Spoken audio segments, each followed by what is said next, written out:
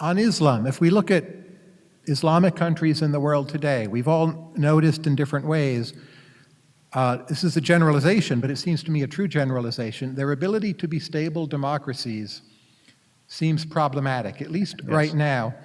And I'm not just talking about the Middle East. If you look at places like Bangladesh, Malaysia, other parts, they're somewhat democratic, but they don't seem to mature into quote-unquote normal democracies the way, say, South Korea and Taiwan have. And of course, much of the Middle East, they're not close to being democracies.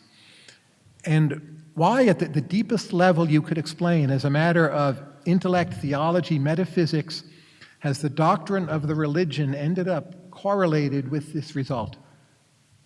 If I were wise, I would say that I'm neither an expert in Islam nor in politics, and therefore I would beg off this question, but I'm not going to.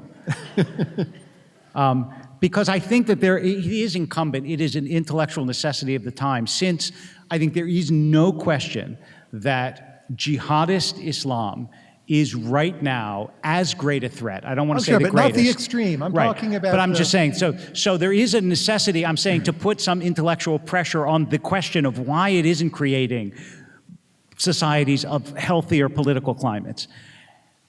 I would say, if I had to pick one thing that is at the heart of Islam that is anti-democratic, it is the concept that's very deep, that is in the very name of the religion, of submission.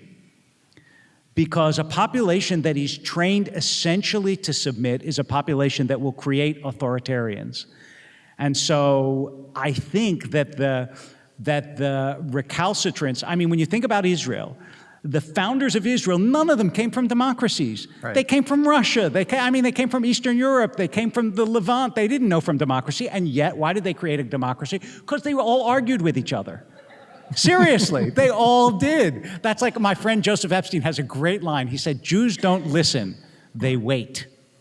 And I think that, and that idea, the disputatious culture of the Talmud and so on, it's good for democracy. And I think the culture of submission can be corrosive to it.